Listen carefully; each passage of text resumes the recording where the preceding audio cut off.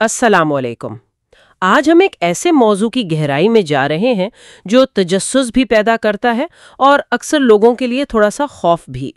ملک الموت یعنی موت کا فرشتہ۔ وعلیکم السلام۔ جی بالکل، اور ہم خاص کر بات کریں گے جس میں کچھ حیران کن باتیں اور حضرت ابراہیم علیہ السلام سے متعلق ایک واقعہ بھی بتایا گیا ہے۔ تو آج کوشش یہی ہے کہ اس فرشتے سے جڑے کچھ عام سوالوں کو سمجھا جائے، ٹھیک ہے؟ جی بالکل، جیسے یہ کہ بھئی ایک ہی وقت میں اتنی ساری روحیں کیسے قبض ہوتی ہیں، یا پھر خود فرشتے کی موت کیسے واقع ہوگی، اور سب سے بڑھ کر موت کے وقت وہ نظر کیسے آئیں گے؟ کیا وہ صرف خوف کی علامت ہیں یا معاملہ کچھ اور ہے؟ ٹھیک ہے، تو شروع کرتے ہیں پہلے سوال سے، جو میرا خیال ہے بہت بنیادی ہے۔ اللہ تعالیٰ تو خود ہر چیز پر قادر ہیں، پھر انہیں روح قبض کرنے کے لیے کسی فرشتے کی ضرورت کیوں محسوس ہوئی؟ یہ بہت اہم نقطہ ہے۔ اچھا دیکھیں، بدیع الزماں سعید نورسی اس کی ایک بڑی خوبصورت وضاحت کرتے ہیں۔ وہ کہتے ہیں کہ حقیقت میں تو روح اللہ ہی قبض کرتا ہے۔ اچھا جی، فرشتہ یعنی ملک الموت وہ تو بس ایک واسطہ ہے، ایک پردہ۔ پردہ کس لیے؟ حکمت یہ ہے کہ ہم انسانوں کے دل میں موت کو لے کر جو شکوے، جو سوالات آتے ہیں نا، وہ براہ راست اللہ کی ذات کی طرف نہ جائیں، اچھا، بلکہ ان کا رخ ظاہری اسباب کی طرف ہو، جیسے کوئی بیماری، کوئی حادثہ یا پھر فرشتے کی طرف۔ یہ اللہ کی عظمت اور اس کی رحمت ہے تاکہ بندے کا ایمان محفوظ رہے۔ یوں سمجھ لیں کہ اسباب کو ایک پردہ بنا دیا گیا ہے۔ سبحان اللہ، یہ تو بڑی گہری بات ہے۔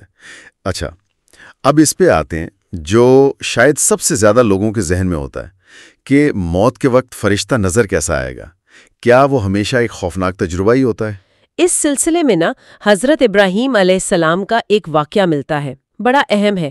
انہوں نے ملک الموت سے کہا کہ مجھے وہ شکل دکھاؤ جس میں تم گناہگاروں کی روح قبض کرتے ہو۔ اچھا، تو فرشتے نے کیا کہا؟ فرشتے نے پہلے تو کہا کہ آپ برداشت نہیں کر پائیں گے، لیکن جب حضرت ابراہیم علیہ السلام نے اصرار کیا تو ملک الموت اس ہیبت ناک شکل میں آئے۔ کیسی تھی وہ شکل؟ انتہائی کالا رنگ، خوفناک چہرہ، بال بکھرے ہوئے، اور روایت میں آتا ہے کہ منہ اور ناک سے آگ اور دھواں نکل رہا تھا۔ یا اللہ! جی، وہ منظر اتنا شدید تھا کہ حضرت ابراہیم علیہ السلام بے ہوش ہو گئے۔ بے ہوش ہو گئے؟ جی، اور جب ہوش آیا تو فرمایا کہ کسی گنہگار کے لیے تو سزا کے طور پر بس تمہارا یہ روپ دیکھ لینا ہی کافی ہے۔ اللہ اکبر! یہ تو واقعی لرزا دینے والی بات ہے۔ اچھا، اور نیک لوگوں کے لیے؟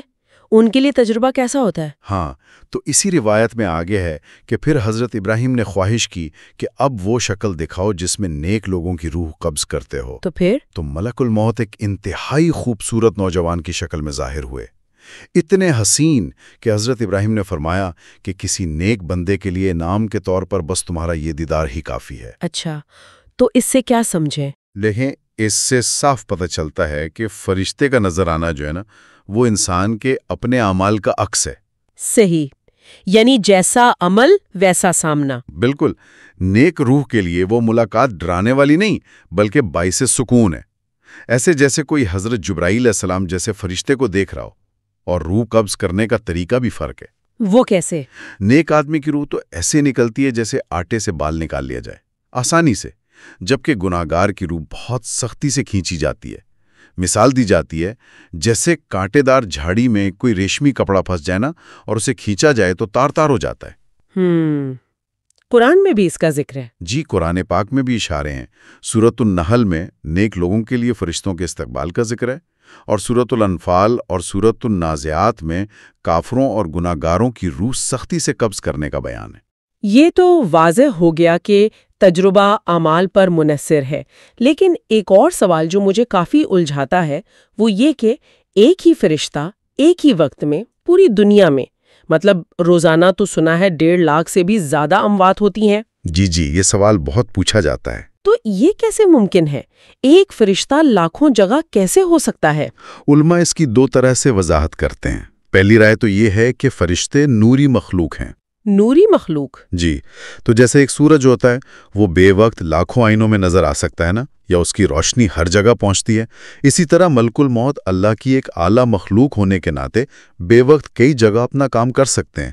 ایک اور مثال بجلی کی بھی دیتے ہیں کہ جیسے پاور ہاؤس سے بٹن دبایا اور پورے شہر کی بتیاں ایک ساتھ بند۔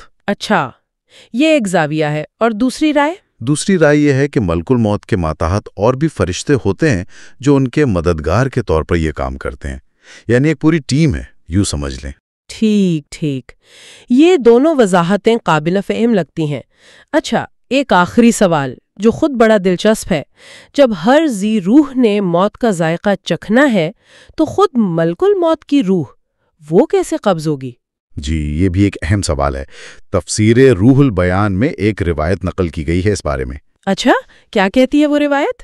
اس کے مطابق جب سب مخلوقات ختم ہو جائیں گی اور صرف ملک الموت باقی رہ جائیں گے تو اللہ تعالیٰ پوچھیں گے کہ اب کون باقی ہے؟